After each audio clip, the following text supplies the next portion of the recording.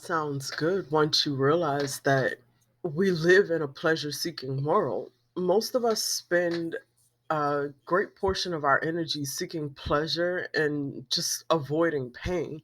We hope that by doing these things, we'll feel some sort of true happiness, yet true happiness and joy seems to elude us at every turn. What most people fail to realize is that there's a huge difference between happiness and pleasure. Pleasure is a momentary feeling that comes from something external. A good meal, maybe your stock went up in the market, making love, and so on and so forth. Pleasure has to do with positive experiences of our senses and with good things happening. Pleasurable experiences can give us a momentary feeling of happiness, but this happiness doesn't last long because it's dependent on external events and experiences. More food, more drugs, or more alcohol, more money, more sex, more things in order to feel that pleasure. As a result, many people become addicted to these external experiences, needing more and more to feel some sort of short lived happiness.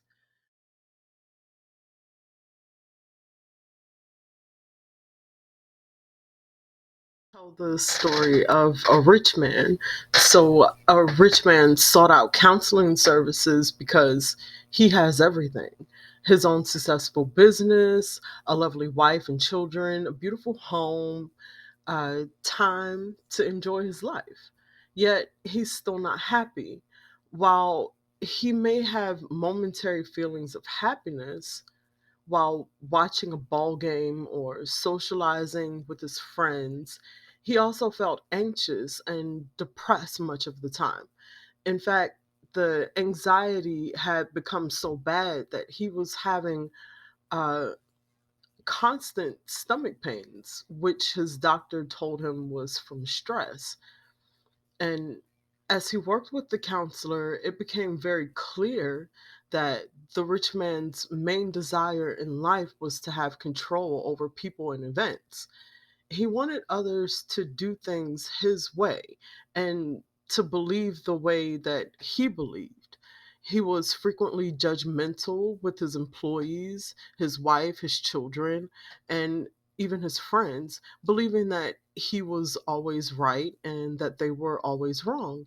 And it was his job to straighten them out with his judgment and criticism.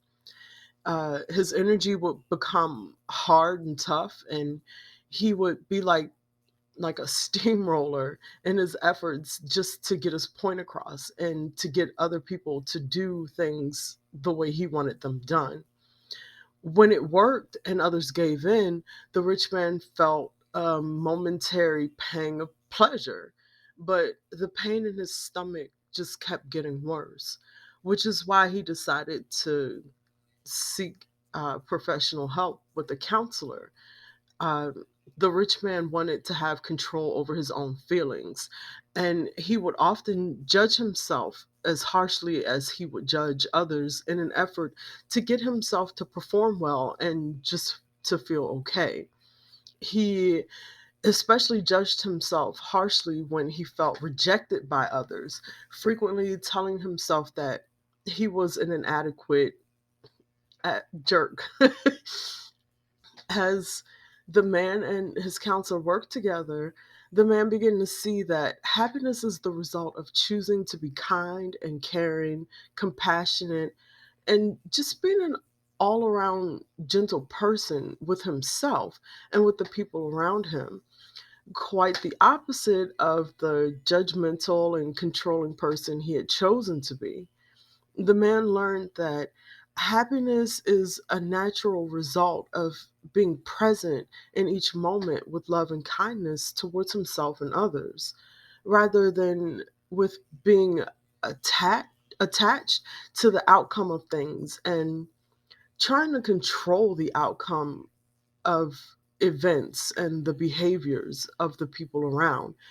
He discovered that he felt a deep joy whenever he let go of the control he was seeking and chose to be caring instead. The anxiety in his stomach went away whenever his intention was to be kind and caring rather than being controlling. So it's not easy to shift out of the deep devotion to control and become devoted to love and compassion toward oneself and other people. Our ego our ego wounded self has it's been practicing this control since we were very little people. Yet the moment that our intent is to control, our heart closes and we feel alone and pretty anxious on the inside. Our intent to seek safety and pleasure through controlling others, outcomes, and even our own feelings will lead to an inner feeling of abandonment and emptiness. We abandon ourselves when we're trying to control our feelings rather than being kind and compassionate towards ourselves. Our anxiety and feelings of emptiness lead to more seeking of outside forces to just fill us up with pleasurable experiences. The momentary pleasure can also lead to some very addictive behavior. And so when the intent shifts out of controlling and not being controlled to becoming more loving towards ourselves and others, the heart opens and the result is joy. Deep, long lasting happiness and joy are the natural results of operating out of the spiritual values of caring, compassion, and kindness.